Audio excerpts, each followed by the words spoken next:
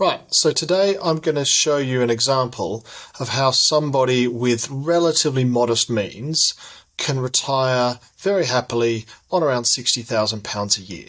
So I just want to run you through the numbers and the assumptions to start with, because these are really important to make sure that the numbers add up. So we use a financial modelling tool. This is run with on our own bespoke software. We think it's really powerful. So to plug in the names of a sample client, we've got John and Jane Smith here. They're 47 and 46 respectively. They've got two children, Sally and Tommy. Now, John is a consultant. He earns around £85,000 a year. Jane is a teacher. She earns £36,000 a year. They have relatively modest savings. They've got a current account with about £20,000 and a savings account of around £25,000, and that's it. So no other big investments. Now, this is important to understand. There's an ISA there, but actually at the moment that's got zero. We'll come back to the ISA because that's going to be an important part of actually the plan going forwards. Now, John and Jane Smith, this fictitious client, live in West London. They live in a property worth around about £1 million. They have then around £400,000 of mortgage outstanding on that. It's on a relatively normal repayment mortgage. I think they're paying just over 4% on that. There is also John and Jane are going to receive their state pension. That's approximately around £11,500 per year at the moment, but will continue to go up over time. In terms of other pensions they have, John has his money purchase or group personal pension here through his employer. His employer puts in 6% and he matches that, he puts in 6% as well. So both of those go towards his pension. And Jane, because she's a teacher, she receives a final salary or career average salary that teachers' pensions are. She receives her teacher's pension.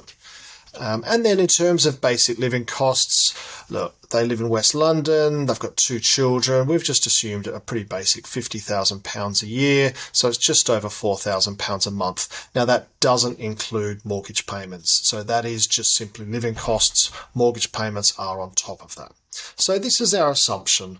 And this is where we're sitting today. So the key question really is, what do Jane and John Smith need to do to get to a place where they're retiring on £60,000 a year? So the first thing I'm going to say is actually the most important thing they need to do is look at this pension.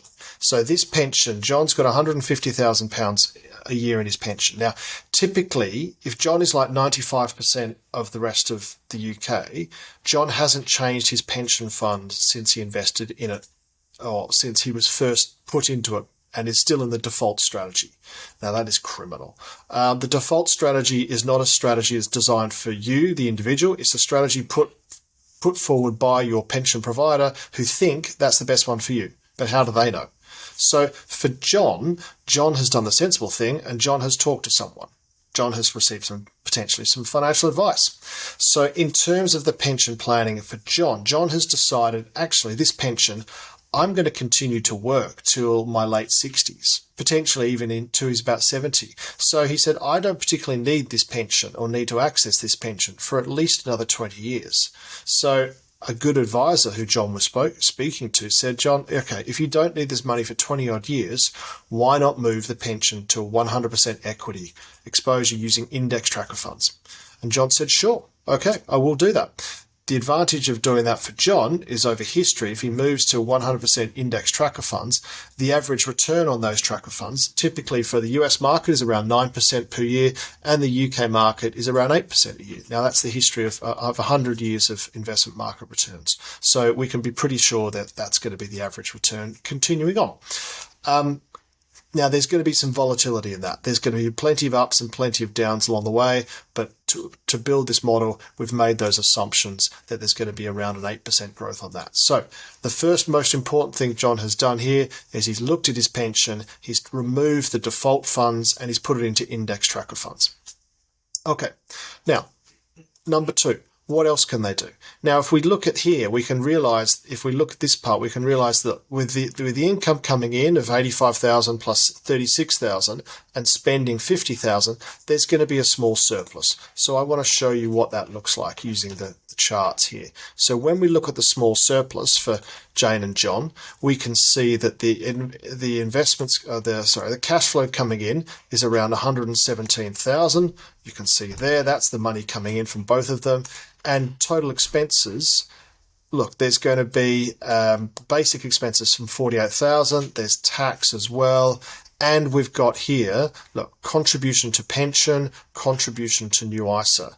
Now, this is something new. So with any surplus money over the next 20 years or 10 years, let's talk until age 60, John is going to make extra contributions for the surplus money into his ISA. Now, why an ISA? Because ISAs are fantastic. ISAs are tax-free savings and investment vehicles. Any money going into an ISA is tax-free forever. And any gains, dividends, income, etc., has no tax to pay. So that's important. So that is a great vehicle for John to continue to save for the future. So going back to our dashboard again, we can see that this over time, their total expenditure here, or their basic need before any contributions, is represented by this light blue line, and this continues on up until they're about 60, and I'll talk through what happens at 60. But this, you can see here in the box where it says to savings, and that's a little bit of surplus coming out. So to savings, they save 9,000 the first year, 10,000 the second year, 10,500 the third year, 11,000 the fourth year, and that continues on. So during this time, between up until they're about 60, they're saving just over, let's say, on average, just over £10,000 a year. Now, what happens at 60? So this is what I'm talking through here. This is real life. We're not just saying everyone's just going to work until they're 65 and then just stop. This is actually realistic, and the whole planning around this is trying to be as real life as possible. So in this situation, we're going to say, okay, I've plugged in some numbers and said, right, Sally, start with Jane first. So Jane, we are going to say age continues to earn £36,000 a year as a teacher. You know what? She's going to stop when she's 59. She's had enough of teaching and said she doesn't want to keep working until she's 65. We're going to say, right, stop, work at 59. So that's fine. So that's where she stops work. For John, John's also going to get to around 60 and say, you know what, that's going to change. And so at age 60, I want to slow down. I want to slow down I don't want to continue to work 5 days a week. I want to work 3 days a week. So what that means is actually reflecting of that, his salary will potentially move from 85,000 to 55,000 from age 60. That's the bad news. The good news is because John is more comfortable at this work level, he feels he's got a better work-life balance, the length of time that he can continue to work or wants to work grows. So instead of retiring at 65, he thinks actually he can go another 5 years at this pace. So he pushes that out. So we've pushed his retirement age out there to 70. So a slightly lower income, but a more positive work-life balance, and John feels he can continue to work over time. So we've modelled both of those in the model as well. And then when we look at that, we've kind of said, okay, but at this time, we want to say at age 60, this is where they feel their retirement, John and Jane's retirement starts. So instead of the usual, 9 to 5, work all day, they're going to say, you know what, at age 60, Jane's retiring, John's slowing down. We want to start enjoying our life. We want to start living. We want to start spending some money and doing the fun things while we still can. And so we've estimated at this point they've got expenses of around about £60,000 per year in their enjoying retirement phase. And the good news is that based on this model, they can spend £60,000 a year relatively comfortably for the following 40 years. So up until the model goes up until they're around 100. So this is a really positive sign.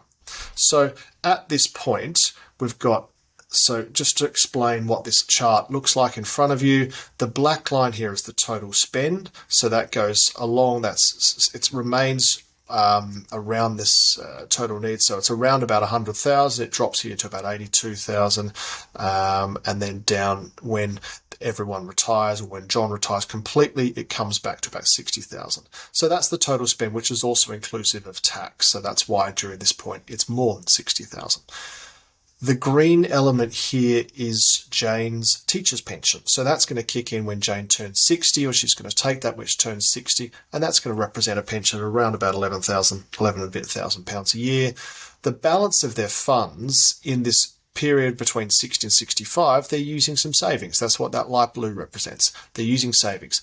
The orange represents using their pensions, or John's pension particularly, because he's got the defined contribution pension or the money purchase pension, and he can use that.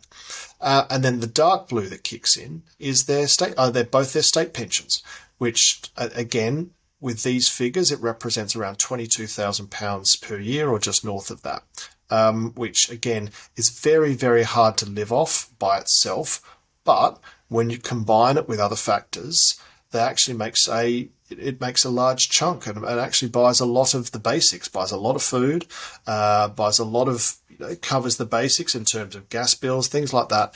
And you can see here when when John is 70 and Jane is 69, the pensions, both the teacher's pension plus the state pension, represents around £33,000 of their income. So just over half of their overall spending needs of £60,000 per year is covered by guaranteed income without actually them needing to access their pension. So this is really important. And then that continues on into infinitum. So the changes here in terms of the step ups are the slight changes, assumptions of a change in the tax code. But ultimately that continues on, of their spending continues on like that into the future with no shortfall here whatsoever. So given this relatively basic assumption that John and Jane live a relatively modest lifestyle, they're spending roughly about £50,000 a year, but they also can be flexible in terms of how they work. They don't have to work until they're 65, but based on a couple of simple actions. One, looking at their pensions and making sure their pensions are invested in long-term growth assets, and two, any surplus income is invested in ISAs and then growing for them over time. Using both of those factors can accomplish, in this situation, a relatively comfortable retirement spend of around £60,000 per year. So that's just a brief explanation in terms of how we use financial modelling to create potential scenarios for our clients. I hope you found that really interesting.